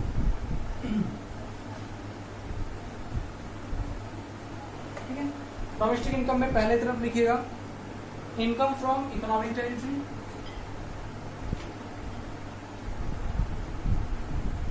income from economic territory और इधर भी लिख दीजिएगा income from economic territory.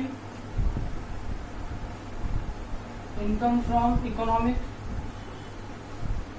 Territory. देखो डोमेस्टिक इनकम क्या है, तो इनकम फ्रॉम इकोनॉमिक टेरिटरी, हमारे इकोनॉमिक टेरिटरी से जो इनकम जनरेट हो रहा है by resident. Income from economic territory by non resident.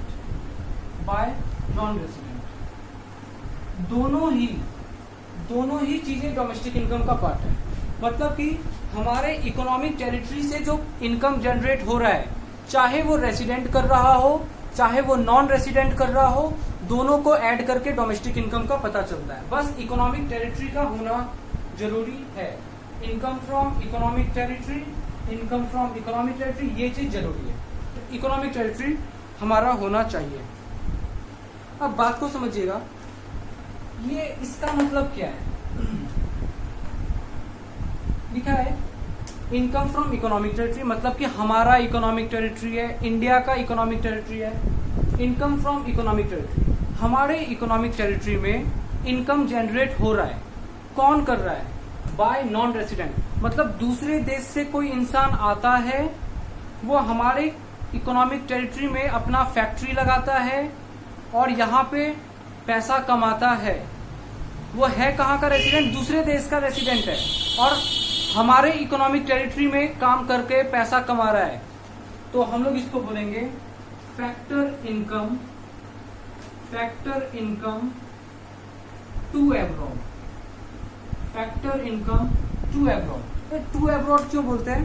देखो एक्चुअली क्या है ना, मान के चलो एप्पल है, तो एप्पल हमारे कंट्री में अपना प्रोडक्ट बेचता है. कहाँ का रेसिडेंट है एप्पल? यूएस का, अमेरिका का, और वो वहां से अपना प्रोडक्ट हमारे कंट्री में बेचता है. तो इकोनॉमिक टेरिटरी किसका है? मेरा, इंडिया का इकोनॉमिक टेरिटरी है. क्लियर है? यहाँ पे वो अपना सामान बेच के जो भी मुनाफा कमाता है, क्या वो इंडिया में वो मुनाफा छोड़ देता है? जो भी प्रॉफिट कमाता है इंडिया से एप्पल, क्या वो प्रॉफिट एप्पल इंडिया में छोड़ देता है या वो प्रॉफिट लेके वो चला जाता है? वो यहाँ से वो प्रॉफिट लेके चला जाता है. इसलिए हम लोग बोलते हैं factor income to abroad. Factor income to abroad, मतलब पैसा लेके वो टू अब्रॉड चला जाता है वो लोग, ठीक है। तो अभी आपने दो कॉन्सेप्ट डिस्कस किया, नेशनल इनकम और डोमेस्टिक इनकम। आपने नेशनल इनकम में क्या देखा कि पैसा कमाया जा रहा है हमारे रेसिडेंट के द्वारा इन अदर इकोनॉमिक टेरिटरी, दूसरे के इकोनॉमिक टेरिटरी में हमारा रेसिडेंट अगर पैसा कमा रहा है तो that is called factor income from abroad. दूसरा बात कि किसी नॉन रेसिडेंट के द्वारा अगर हमारे इकोनॉमिक टेरिटरी में पैसा कमाया जा रहा है तो that is called factor income to abroad.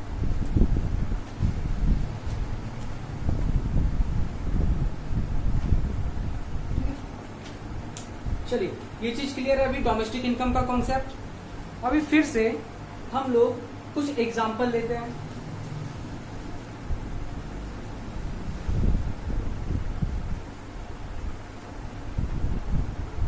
फिर से हम लोग कुछ एग्जाम्पल लेते हैं यहाँ पे। एग्जाम्पल, अच्छा हम लोग क्या करते हैं ना, सेम एग्जाम्पल लेते हैं। जो अभी एग्जाम्पल लिए थे ना हम लोग, सेम एग्जाम्पल लेके देखते हैं। तो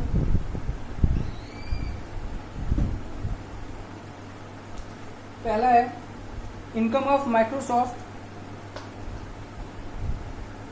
income of Microsoft from his office in India. चलिए अब आप बताइए कि क्या ये डोमेस्टिक इनकम का पार्ट है। अच्छा आपने एक चीज छोड़ दिया है, जहां पे आप ना लास्ट में कहीं पे अच्छे जगह पे नोट डालिएगा जहां पे आपका डोमेस्टिक इनकम का कॉन्सेप्ट लिखा है, ठीक है। मतलब इससे पहले आप लिख लीजिएगा नोट डाल के, domestic income depends on, domestic income depends on income is generated, income is generated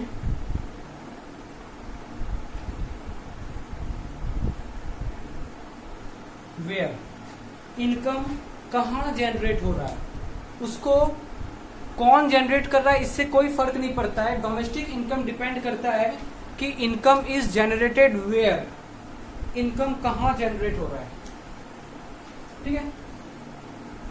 अब आते हैं एग्जांपल में कि देखिए यहाँ पे हमसे पूछा गया है कि बताओ डोमेस्टिक इनकम में आएगा ये चीज, income of Microsoft from his office in India.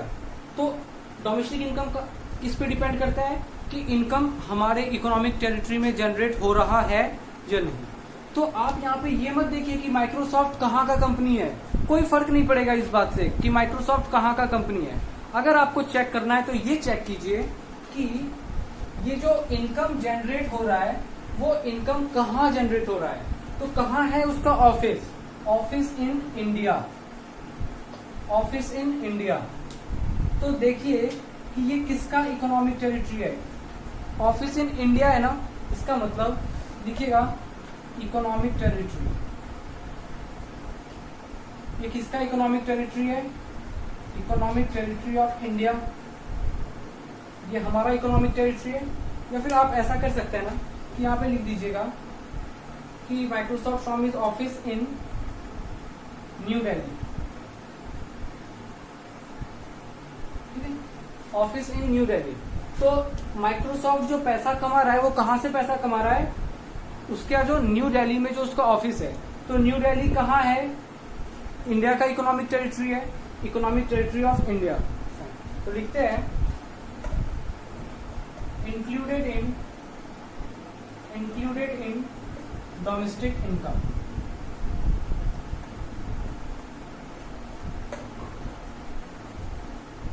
तो देखिए income of Microsoft from his office in India, ये डोमेस्टिक इनकम में आ गया। मैं अब आपको याद दिलाना चाहता हूं कि नेशनल इनकम में ये इंक्लूड हुआ था या नहीं। नेशनल इनकम में हम लोगों ने देखा था कि कौन कौन इनकम जनरेट कर रहा है, माइक्रोसॉफ्ट कर रहा है, माइक्रोसॉफ्ट जनरेट कर रहा है। और माइक्रोसॉफ्ट कहाँ का रेसिडेंट है, अमेरिका का, दैट मीन्स कि ये इंडिया का नॉन रेसिडेंट है, तो not included in national income. क्योंकि Microsoft is not resident of India, तो this income is not included in national income, but same income is included in domestic income. क्यों? क्योंकि domestic income का definition बोलता है कि इनकम कहाँ generate हो रहा है वो चेक करो। अगर इंडिया के इकोनॉमिक टेरिटरी में जनरेट हो रहा है, तो वो हमारा डोमेस्टिक इनकम का पार्ट है। क्लियर है? तो देखिए अब आपको कंपेयर करके सारा बात समझ में आ रहा होगा। अब एग्जाम में आपसे क्या पूछा जाएगा, थोड़ा अच्छे से देख के क्वेश्चन कीजिएगा। और एक क्वेश्चन लेते हैं, income of SBI from his branch in London. Right, यही क्वेश्चन लिया था ना हमने, फिर से वही क्वेश्चन लेते हैं। तो इस बार बताइए आप लोग खुद से कि एसबीआई जो इनकम कमा रहा है लंदन के ब्रांच से, लंदन ब्रांच, बताइए। सबसे पहले तो डोमेस्टिक इनकम डिपेंड करता है कि इनकम कहाँ जनरेट हुआ है। तो income is generated where income is generated in London. अभी कौन जनरेट कर रहा है? एसबीआई। कहाँ का रेसिडेंट है? इंडिया का। कोई फर्क नहीं पड़ता है। हाँ, अगर मुझसे पूछता कि बताओ ये नेशनल इनकम में आएगा क्या, तो मैं देखता कि रेसिडेंट कहाँ का है। तो एसबीआई कहाँ का रेसिडेंट है? इंडिया का रेसिडेंट है। इसका मतलब ये नेशनल इनकम में आएगा। लेकिन अगर डोमेस्टिक इनकम पूछा जा रहा है तो डोमेस्टिक इनकम में देखा जाता है कहाँ जनरेट हो रहा है, लंदन में। लंदन किसका इकोनॉमिक टेरिटरी है? लिखिएगा यहाँ पे, not economic territory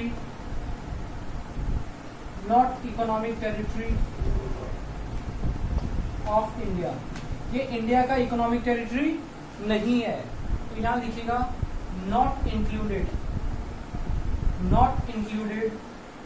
in domestic income. अभी देखिए बात कितने अच्छे से समझ में आ रहा है कि यही income, same income national income में आ रहा है, नेशनल इनकम में इंक्लूडेड है। क्यों भाई? एसबीआई है और एसबीआई हमारी कंट्री का रेसिडेंट है। लेकिन सेम इनकम डोमेस्टिक इनकम में इंक्लूड नहीं हो रहा है। क्यों भाई? क्योंकि लंदन में कमा रहा है। तो देखो कितना फर्क है ना, नेशनल इनकम में और डोमेस्टिक इनकम में बहुत फर्क है। कहाँ नेशनल इनकम बात करता है कि इनकम कौन जनरेट कर रहा है, क्या वो मेरा रेसिडेंट जनरेट कर रहा है, तो वो नेशनल इनकम में आएगा।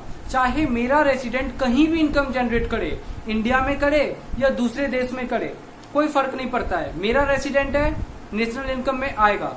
डोमेस्टिक इनकम पे आते हैं, कौन इनकम जनरेट कर रहा है कोई फर्क नहीं पड़ता है, कहाँ इनकम जनरेट हो रहा है, दिस इज इंपॉर्टेंट। अगर इनकम जनरेट हो रहा है इंडिया में तो मेरा डोमेस्टिक इनकम है, चाहे रेसिडेंट कर रहा हो, नॉन रेसिडेंट कर रहा हो, कोई फर्क नहीं पड़ता है। तो नेशनल इनकम डिपेंड करता है रेसिडेंट जनरेट कर रहा है कि नहीं इनकम को, और डोमेस्टिक इनकम डिपेंड करता है कि इंडिया में, that means economic territory of India में इनकम जनरेट हो रहा है या नहीं हो रहा है। चलिए ठीक है, और एक एग्जांपल देख लेते हैं इस बार।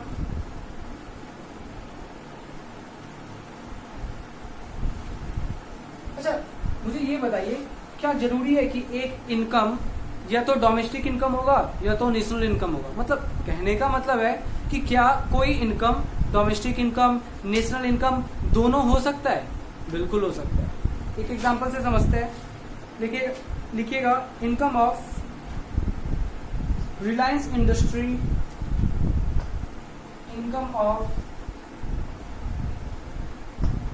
Reliance, income of Reliance industry from its branch इन मुंबई। ये बात समझ में आया? रिलायंस इंडस्ट्री जो इनकम कमा रहा है मुंबई ब्रांच से, ये देखिएगा मुझसे पूछा गया बताओ नेशनल इनकम में आएगा क्या?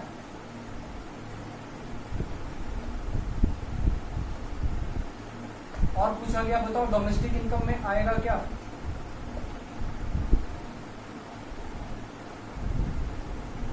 अभी मैंने क्या बोला कि नेशनल इनकम में आएगा या नहीं आएगा वो डिपेंड करेगा रेसिडेंट कहाँ का है। तो चेक करते हैं रेसिडेंट कौन जनरेट कर रहा है इनकम। इनकम ऑफ किसका इनकम है, कौन जनरेट कर रहा है?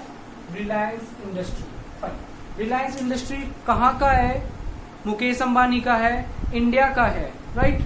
तो Indian resident, Indian resident, India का रेसिडेंट है। और अगर इंडिया का रेसिडेंट है तो नेशनल इनकम में आएगा। तो लिखते हैं yes, included in national income, ठीक है। और क्यों included in national income? Because Reliance is a resident of India, because Reliance is resident of India, लिख लीजिएगा। आगे अब पूछ रहा है डोमेस्टिक इनकम में आएगा क्या? डोमेस्टिक इनकम में आएगा या नहीं आएगा वो किस बात पे डिपेंड करता है? इनकम इज जनरेटेड वेयर, कहाँ इनकम जनरेट हो रहा है? तो इनकम जनरेट हो रहा है मुंबई में, ठीक है। इनकम जनरेट हो रहा है मुंबई में। क्या ये हमारा इकोनॉमिक टेरिटरी है? इकोनॉमिक टेरिटरी ऑफ इंडिया, हाँ ये इंडिया का इकोनॉमिक टेरिटरी है। तो लिखते हैं यहाँ पे yes, included in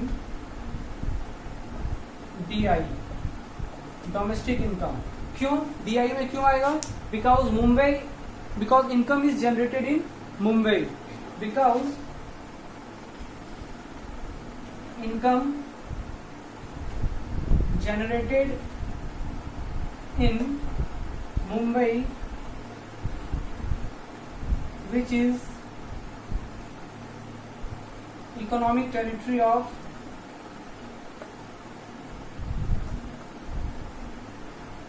India, which is economic territory of India, ठीक है। चलिए, तो अभी आपको सारा बात समझ में आ चुका है। हम लोग आगे बढ़ते हैं।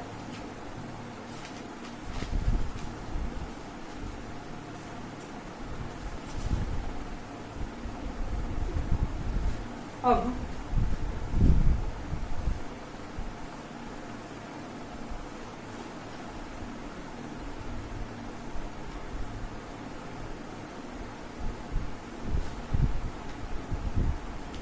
अभी बात को समझिएगा। हम लोग बात कर रहे हैं NFIA पे, ठीक है। बस लास्ट है NFIA। क्या होता है NFIA? This is net factor income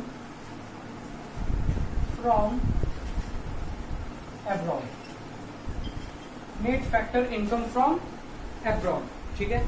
और NFIA पता कैसे चलता है? तो NFIA पता चलता है NFIA equal to FIFA minus FITA, ठीक है। FIFA minus FITA. अभी हम लोगों ने देखा ना फीफा क्या होता है, अभी हमने देखा ना फीटा क्या होता है, बस उसको लिख देते हैं, ठीक है। तो लिखते हैं फीफा का मतलब क्या होता था? Income generated by our resident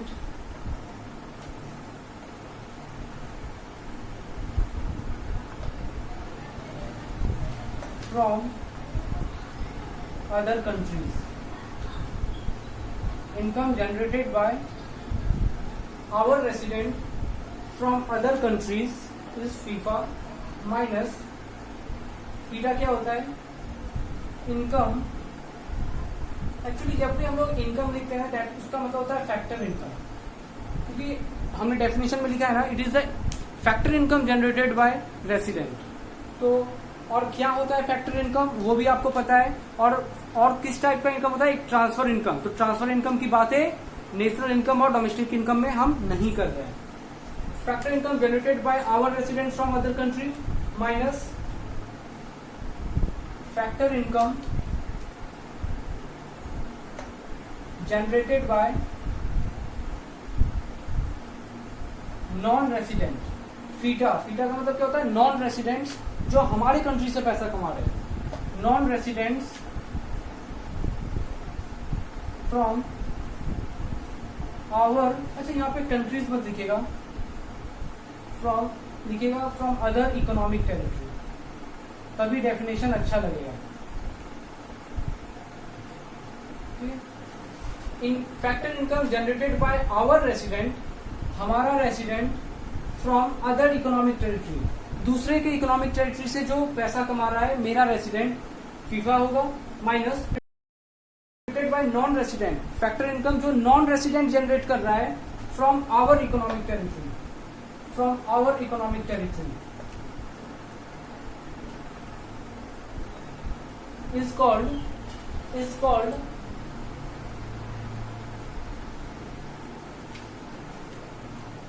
is called net factor income from abroad, is called net factor income from। तो कभी कभी आप लोग को ये चीज भी आ सकता है कि नेट NFIE क्या होता है, नेट एक्सपोर्ट क्या होता है, ठीक है, NFIE और नेट एक्सपोर्ट में एक डिफरेंस, तो ठीक है हम लोग क्या करते हैं NFIE और नेट एक्सपोर्ट के बीच का डिफरेंस लिख लेते हैं। तो लिखिएगा NFIE में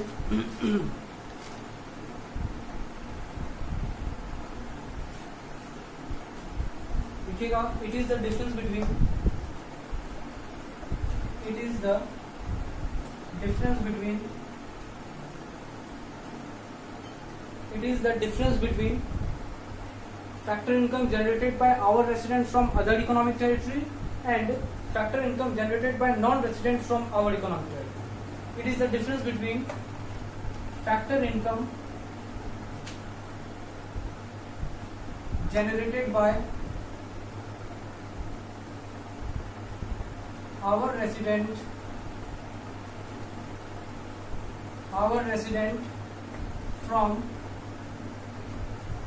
from other economic territory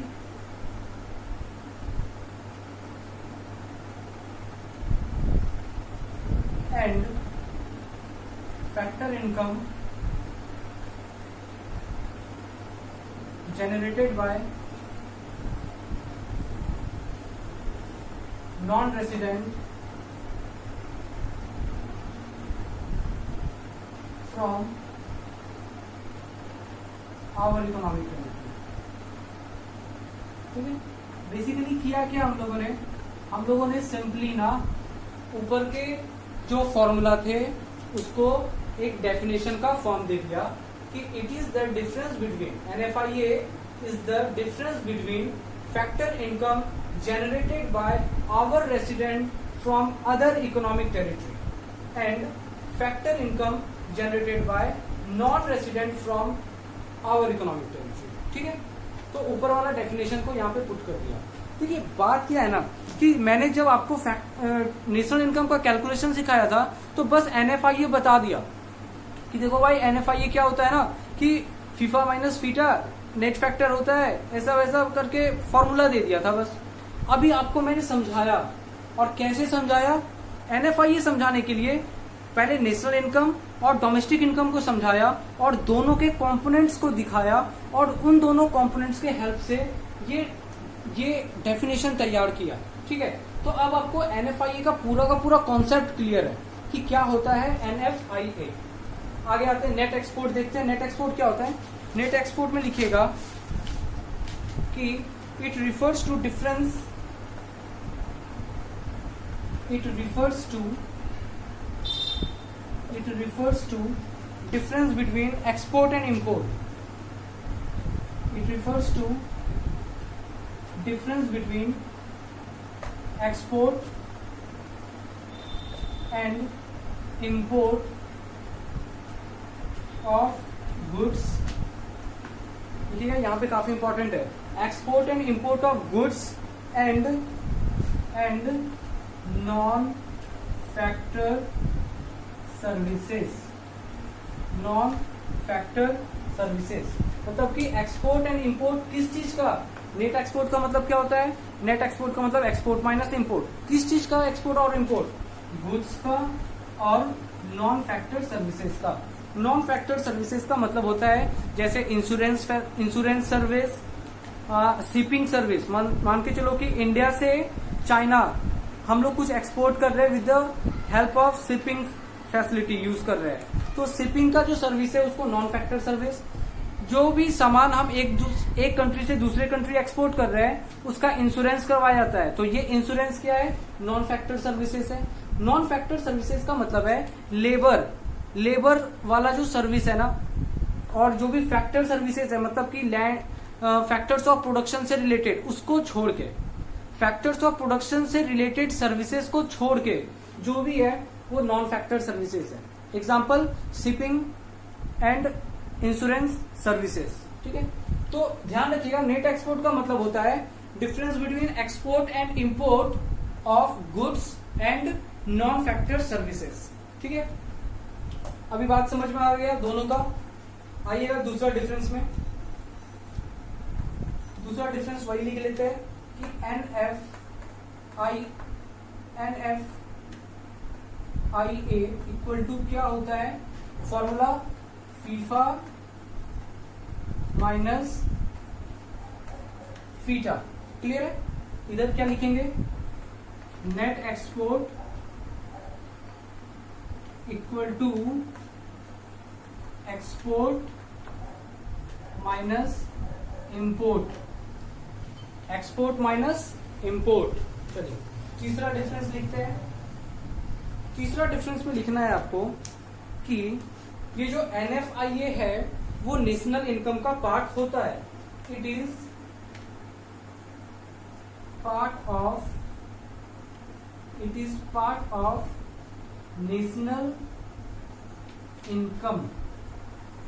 it is part of national income. ठीक है, और नेट एक्सपोर्ट में लिखेगा, नेट एक्सपोर्ट में it is part of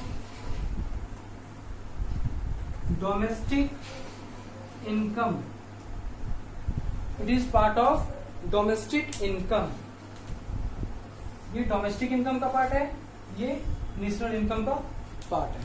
clear है, चलिए तो पहला क्या है, बस डेफिनेशन, दूसरा क्या है फॉर्मूला, तीसरा क्या है कि NFIA नेशनल इनकम का पार्ट है लेकिन नेट एक्सपोर्ट डोमेस्टिक इनकम का पार्ट है। फाइन, तो आज के लिए इतना ही रखते हैं। मुझे लगता है जो मेन कॉन्सेप्ट था इस चैप्टर से रिलेटेड, जहां से काफी 4 मार्क्स से क्वेश्चंस आ ही जाते थे, नेशनल इनकम में क्या इंक्लूड होगा, डोमेस्टिक इनकम में क्या इंक्लूड होगा, हालांकि इससे और भी क्वेश्चंस हम लोग लेंगे। और ट्रांसफर इनकम, नेशनल इनकम का ट्रांसफर इनकम और फैक्टर इनकम का डिफरेंस समझ में आया, जिससे ये पता चल गया कि ट्रांसफर इनकम को हम लोग नेशनल इनकम में इंक्लूड नहीं करते हैं। ठीक है, थैंक यू सो मच।